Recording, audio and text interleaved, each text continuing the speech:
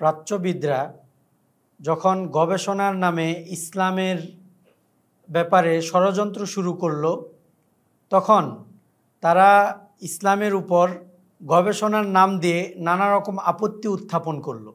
কোরআন হাদিস সহ ইসলামের গুরুত্বপূর্ণ ও মৌলিক কোনো বিষয়ই তাদের আপত্তির কবল থেকে রেহাই পায়নি। তখন তারা হাদিসের উপর যেসব আপত্তি উত্থাপন করেছিল, এর মধ্যে অন্যতম হলো হাদিস রাষ্ট্রীয়ভাবে সংকলিত হয়েছে। হাদিস সংকলনে তৎকালীন সময়ের খলিফা ও শাসকদের হাত আছে, বরং তৎকালীন সময়ের খলিফা ও শাসকরা নিজেদের স্বার্থে নিজেদের অনুগত সাহাবি তাবিদেরকে দিয়ে হাদিস সংকলন করিয়েছে এবং এই হাদিসগুলোকেই মানুষের মধ্যে তারা প্রচার করেছে। আর তাদের সেই বানানো হাদিসগুলোকেই এখন আমরা ধর্মীয় বিধিবিধানের উৎস হিসাবে গ্রহণ করছি। আজ থেকে প্রায় 100 বছরেরও পূর্বে বিখ্যাত প্রাচ্যবিদ গোল্ডজিহার, যিনি 1921 সালে মৃত্যুবরণ করেছেন, তার বই পুস্তকে হাদিস সংক্রান্ত এ ধরনের নানা আপত্তি পাওয়া যায়, যেসব আপত্তি ওলামায়ে কেরাম নানাভাবে খণ্ডন করে রেখেছেন। প্রাচ্যবিদদের এই আপত্তির খণ্ডনে রচিত হয়েছে বহু বড় বড় গ্রন্থ। এর মধ্যে অন্যতম হলো আল মুহাদ্দিসুন ওয়াস সিয়াসা। 1000 পৃষ্ঠার এই বিশাল গ্রন্থ লিখেছেন আরবের জামিয়াতুল মালিক সাউদের সহকারী প্রফেসর ইব্রাহিম ইবনে সালেহ আল আজলান। এ বিষয়ক অত্যন্ত সুন্দর একটি কিতাব হলো আস-সুলতাতুস সিয়াসিয়া, যা লিখেছেন বিখ্যাত গবেষক ডক্টর আহমদ সনুবর। তো হাদিস সংক্রান্ত যেই আপত্তি প্রাচ্যবিদরা করেছে এবং যে আপত্তির খণ্ডনে এত এত লেখাও তৈরি হয়ে গিয়েছে এবং সেগুলো খণ্ডন হয়ে সেগুলো দাফন হয়ে গিয়েছে, সেই আপত্তিগুলোকেই আমাদের দেশের মুনকিরিন হাদিস, যারা কোরআন অনুসরণের স্লোগানে হাদিস অস্বীকার করছে, তারা সেই আপত্তিগুলো মানুষের সামনে পেশ করছে। প্রাচ্যবিদদের করা আপত্তিগুলোকে তারা মানুষের কাছে প্রচার করছে এবং এর মাধ্যমেই তারা নবীজি সাল্লাল্লাহু আলাইহি ওয়াসাল্লামের হাদিসকে প্রশ্নবিদ্ধ করতে চাচ্ছে। তো ইতিহাস সম্পর্কে যাদের ন্যূনতম ধারণাও আছে, মুহাদ্দিসদের জীবনী সম্পর্কে যারা সামান্য জ্ঞান রাখেন, তারাও জানেন যে এই আপত্তিটা কতটা বাস্তবতা বিরোধী, অসার, অযৌক্তিক। এরপরও এই আপত্তির অসারতা ও অযৌক্তিকতা বোঝার জন্য দর্শকদের সামনে আমি কয়েকটি পয়েন্ট উল্লেখ করছি। প্রথম পয়েন্ট, যেই হাদিসের ব্যাপারে বলা হচ্ছে যে সেগুলো রাজা বাদশাদের তত্ত্বাবধানে তাদের মনোতুষ্টির জন্য রচিত হয়েছে, সেই হাদিসের মধ্যেই দেখা যায় যে রাজা বাদশাদের নিন্দা এবং তাদের দরবারে না যাওয়া সম্পর্কে বহু হাদিস রয়েছে। তো এখন যদি হাদিসগুলো রাজা বাদশারাই তাদের মন মতো তাদের অনুগত সাহাবি তাবিদেরকে দিয়ে বানাতো, তাহলে এ ধরনের হাদিস তো তারা বানাতো না। যে হাদিসের মধ্যে রয়েছে যে তাদের দরবারে যাওয়া যাবে না কিংবা তাদের কোনো অন্যায়ের সমর্থন করা যাবে না। যেমন এক হাদিসের মধ্যে এসেছে, যদি কেউ বাদশার দরবারে যায়, বাদশার সাথে থাকে, তাহলে সে ফিতনাগ্রস্ত হবে। আরেক হাদিসে এসেছে, সর্বশ্রেষ্ঠ জিহাদ হলো কোনো জালেম বাদশার সামনে সত্য কথা বলা। এছাড়াও স্বয়ং মুহাদ্দিসদের থেকেও এমন অনেক বাণী রয়েছে যেগুলো দেখলে সহজেই বোঝা যায় যে মুহাদ্দিসদের সাথে রাজা বাদশাদের দূরতম কোনো সম্পর্কও ছিল না। সুফিয়ান সাউরি রহমতুল্লাহি আলাইহি বলেন, শাসকদের দরবার থেকে দূরে থাকো, তাদের দরবারে যারা যাতায়াত করে তাদের থেকে ও তাদের প্রবৃত্তি যারা অনুসরণ করে তাদের থেকেও দূরে থাকো, কারণ তাদের ফিতনা দাজ্জালের ফিতনার মতো ভয়াবহ। তো যদি মুহাদ্দিসরা রাজা বাদশাদের অনুসরণে তাদের মন মতো হাদিস বানাতো, তাহলে কি এ ধরনের কথা বলা তাদের পক্ষে সম্ভব হতো? কিছুতেই না। দ্বিতীয় পয়েন্ট, আমরা দেখি মুহাদ্দিসরা রাজা বাদশাদের থেকেও যদি কোনো অন্যায় হতো, তাহলে তারা সেখানে বিন্দুমাত্র কোনো ছাড় দিতেন না, সাথে সাথে সে অন্যায়ের প্রতিবাদ করতেন। ইসলামের ইতিহাসটা যাদের জানা আছে তারা জানে যে রাজা বাদশাদের বিরুদ্ধে ইসলামের শুরুর দিকে যেই বিদ্রোহগুলো হয়েছে তার মধ্যে কত কত মুহাদ্দিসরা অংশগ্রহণ করেছিলেন। শুধুমাত্র হাজ্জাজের বিরুদ্ধে ইবনুল আশআসের সাথে যারা বিদ্রোহ করেছিলেন তাদের মধ্যে 4000 বড় বড় ওলামা, ফোকাহা, মুহাদ্দিসিন ছিলেন। তো ইসলামের প্রথম যুগে খলিফাদের জুলুমের প্রতিবাদ এবং তাদের অন্যায়ের বিরুদ্ধে যারা বিদ্রোহ করেছিলেন তাদের বড় একটা অংশ ছিল মুহাদ্দিসরা।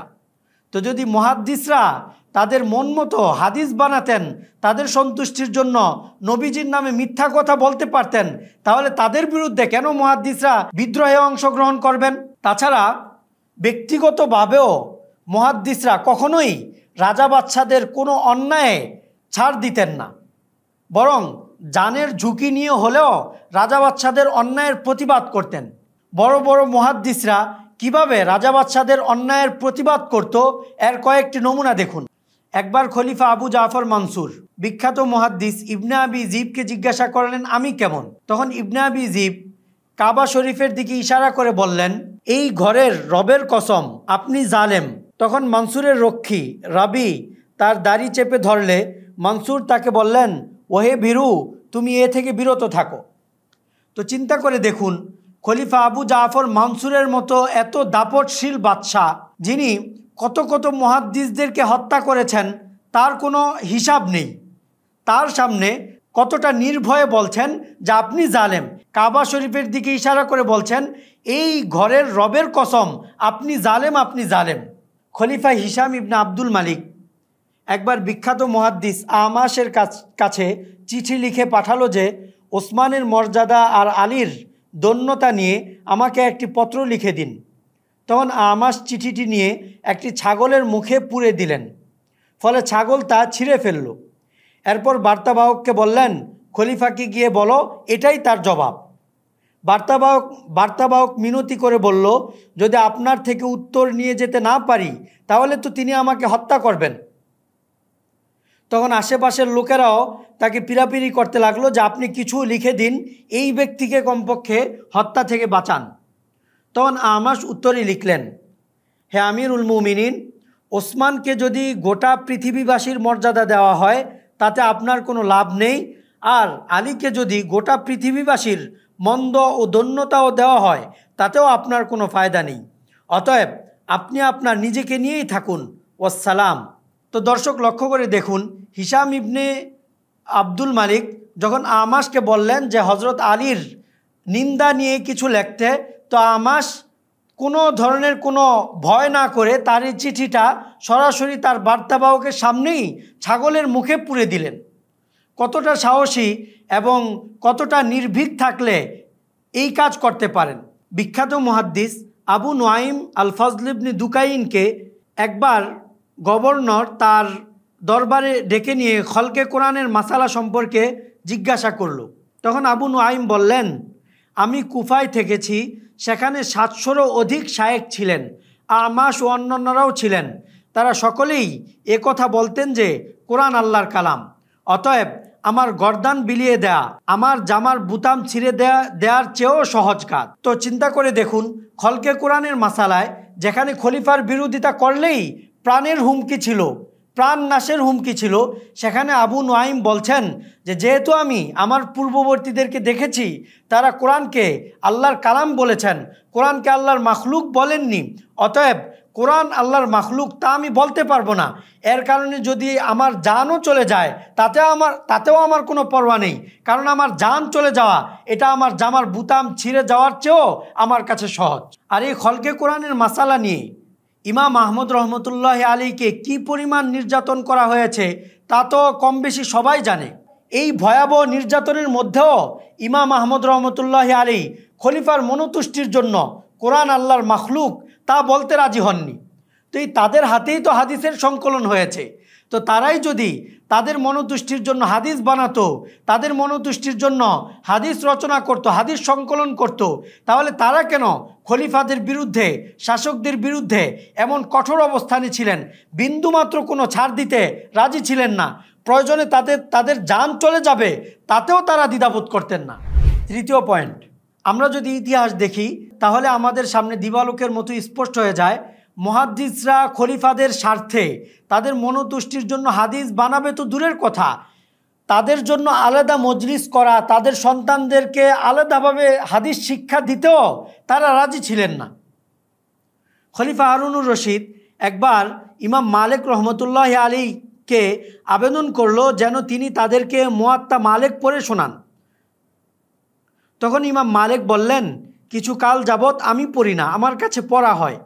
তখন খলিফা বলল, তাহলে অন্যান্য লোকদেরকে বের করে দিন যাতে আমি আপনার কাছে পড়তে পারি। একথা শুনে ইমাম মালিক বললেন, ইদা মুনিয়া আল আম লিবাউদিল খাস লাম ইয়ান্তাফিউল খাস, যদি সাধারণ মানুষদেরকে কিছু বিশেষ মানুষের কারণে বঞ্চিত করা হয় তাহলে বিশেষরাও উপকৃত হতে পারবে না। এরপর তিনি খলিফা হারুনুর রশিদের দিকে কোনো ধরনের ভ্রুক্ষেপ না করে মান ইবনে ইসাকে নির্দেশ দিলে তিনি মুয়াত্তা মালিক পড়ে শোনালেন। বসরার গভর্নর আবু আহমদ আল মুয়াফাক ইমাম আবু দাউদ রহমতুল্লাহ আলীর কাছে 3টি আবদার নিয়ে আসলেন। প্রথম আবদার, যে ইমাম আবু দাউদ বসরায় অবস্থান করবেন যাতে করে তার মাধ্যমে সেখানে হাদিসের প্রচার প্রসার হয়, বসরা শহর আবাদ হয়। দ্বিতীয় আবদার, ইমাম আবু দাউদ তার সুনান গ্রন্থ তার সন্তানদেরকে পড়ে শোনাবেন। আর তৃতীয় আবদার, তার সন্তানদের জন্য আলাদা মজলিস করবেন। তো ইমাম আবু দাউদ 2টি আবদার মানলেন। তৃতীয় যে আবদার, গভর্নরের সন্তানদের জন্য আলাদা মজলিস করবেন, সে ব্যাপারে ইমাম আবু দাউদ বললেন, আম্মা হাদিহি ফালা সাবিলা ইলাইহা লিয়ান্নান নাসা শারিফাহুম ওয়া ওয়াদিআহুম ফিল ইলমি সাওয়া। এই যে আপনি তৃতীয় যেই বিষয়টা বললেন তা সম্ভব না, কারণ ইলমের ক্ষেত্রে সম্ভ্রান্ত অসম্ভ্রান্ত উঁচু নিচু সবাই সমান, অতএব তাদের জন্য আমি আলাদা মজলিস করব তা হতে পারে না। তো ইমাম আবু দাউদ গভর্নরের সন্তানদেরকে আলাদাভাবে হাদিস পড়াবেন তাতেও তিনি রাজি হলেন না। ইমাম আবু দাউদের খাদেম আবু বকর ইবনে জাবের বলেন, তো ইমাম আবু দাউদ তো এই তৃতীয় প্রস্তাবে রাজি হলো না যে তাদেরকে আলাদা করে পড়াবে, এই জন্য গভর্নরের সন্তানরা অন্যান্য সাধারণদের সাথেই ইমাম আবু দাউদের মজলিসে উপস্থিত হতো, অন্যান্যদের সাথেই হাদিস শ্রবণ করত। ইমাম বুখারীর ঘটনাও অনুরূপ।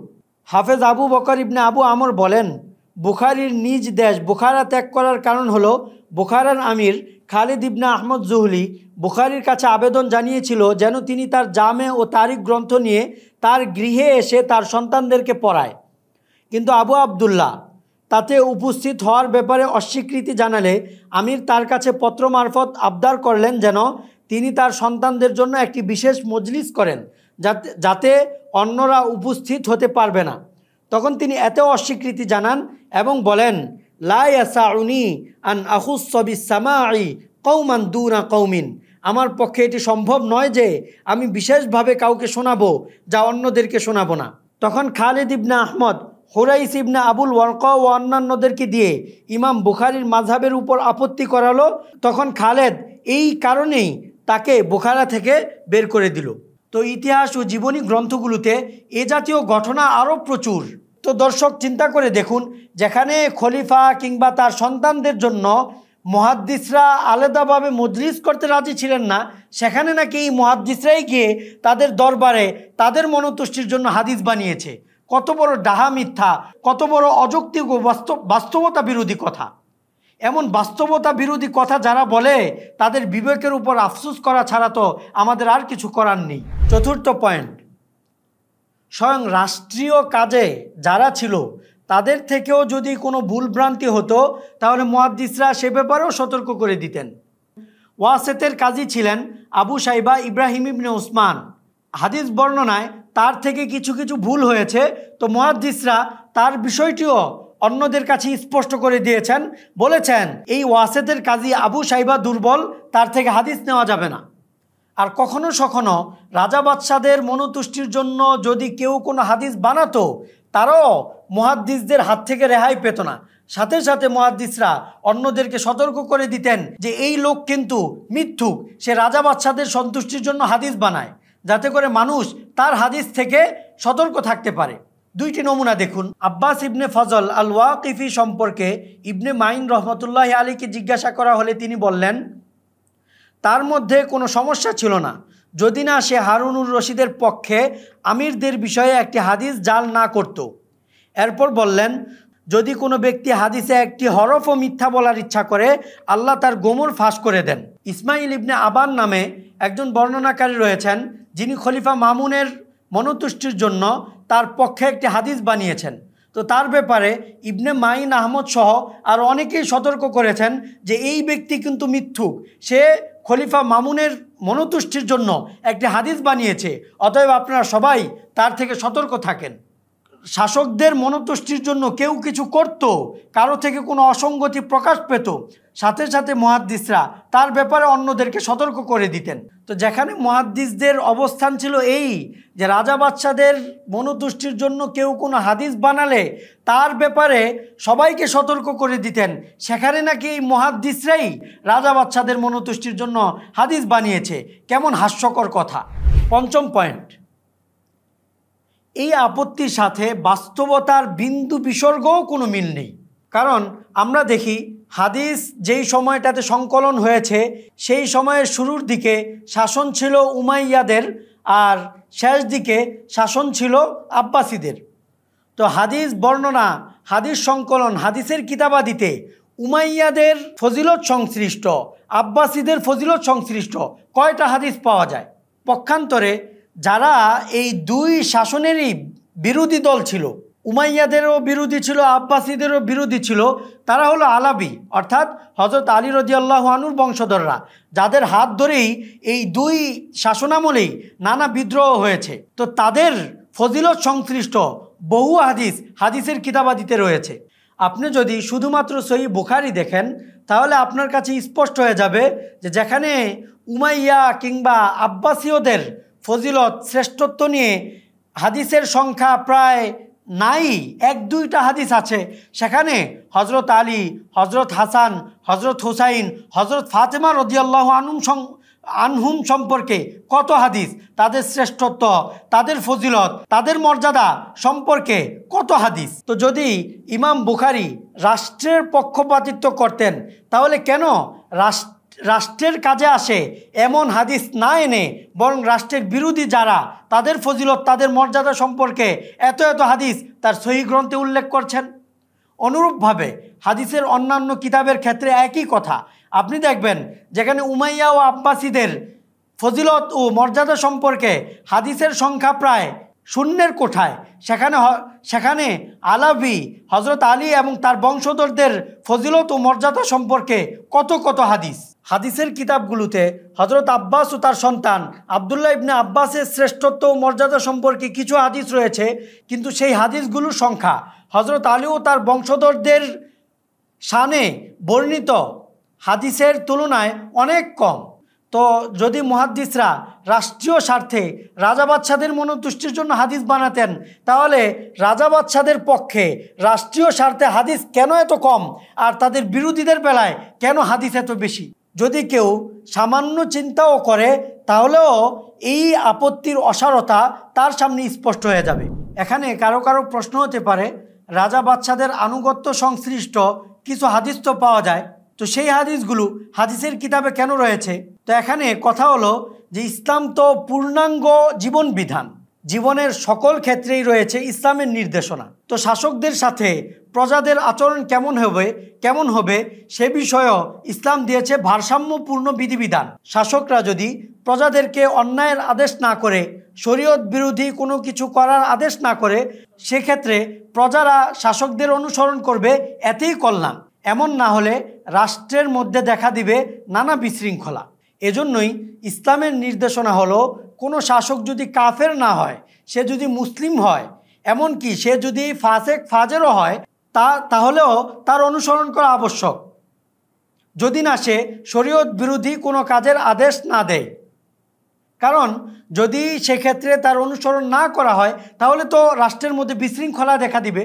তো এজন্যই নবী করিম সাল্লাল্লাহু আলাইহি ওয়াসাল্লাম শাসকদের অনুসরণের কথা বলে গিয়েছেন, আর সেই হাদিসগুলোই হাদিসের কিতাবে রয়েছে। আর এই হাদিসগুলো থাকাও এই কথার প্রমাণ যে মুহাদ্দিসরা নিজেদের স্বার্থে হাদিস বানায়নি। কারণ ইতিহাস তো বলে অধিকাংশ মুহাদ্দিসরাই রাজা বাদশাদের বিরোধী ছিলেন, শাসকদের বিরোধী ছিলেন। তো যদি তারা তাদের মন মতো হাদিস বানাতো তাহলে তো তারা শাসকদের বিরুদ্ধে হাদিস বানাতো, এই ধরনের হাদিসগুলোকে তারা বর্ণনা করতো না, সংকলন করতো না। কিন্তু তারা যেহেতু পুঙ্খানুপুঙ্খভাবে নবীজি সাল্লাল্লাহু আলাইহি ওয়াসাল্লামের হাদিস সংকলন করেছেন, এজন্যই তারা এই জাতীয় হাদিসগুলোকেও যথাযথভাবে সংকলন করেছেন, সংরক্ষণ করেছেন। তাছাড়া রাজা বাদশাদের অনুসরণ সংক্রান্ত হাদিসগুলো থাকার ফলে যদি কেউ বলে যে এই হাদিসগুলো রাজা বাচ্চাদের মনোতুষ্টির জন্য বানানো হয়েছে, তাহলে তো বলতে হবে ইয়াতিমের হক সম্পর্কে যে হাদিসগুলো রয়েছে সেগুলো ইয়াতিমদের মনোতুষ্টির জন্য বানানো হয়েছে। নারীদের অধিকার সংক্রান্ত যে হাদিসগুলো রয়েছে সেগুলো নারীদের মনোতুষ্টির জন্য বানানো হয়েছে। এভাবে প্রত্যেক শ্রেণীর অধিকার সম্পর্কে যে হাদিসগুলো রয়েছে সেই হাদিসগুলো সেই শ্রেণীর মনোতুষ্টির জন্য বানানো হয়েছে। এখানে শুধু রাজা বাচ্চাদের মনোতুষ্টির জন্য বানানো হয়েছে, শুধু এতটুক কেন বলা হয়? নারীদের মনোতুষ্টি, ইয়েতিমদের মনোতুষ্টির জন্য সেই হাদিসগুলো বানানো হয়েছে, সেগুলো কেন বলা হয় না? তো অতএব বোঝা যাচ্ছে এই আপত্তিটা বাস্তবে কোনো আপত্তি না, এটা হলো হাদিসের ব্যাপারে একটা আপত্তি করতে হবে, মানুষকে সন্দেহান করতে হবে, হাদিসকে প্রশ্নবিদ্ধ করতে হবে। তো এই জন্য কোনো ধরনের কোনো দলিল প্রমাণ ছাড়া চোখ বন্ধ করে একটা কথা বলে দিল। মোট কথা, এই আপত্তির সাথে বাস্তবতার বিন্দু মাত্রও কোনো সম্পর্ক নেই। এই আপত্তিটি বড়ই অসার, বড়ই অযৌক্তিক, বড়ই অবাস্তব। আল্লাহ আমাদেরকে সহি বুঝার তৌফিক দান করুন। ওয়া আখিরু দাওয়ানা আনিল হামদুলিল্লাহি রাব্বিল আলামিন।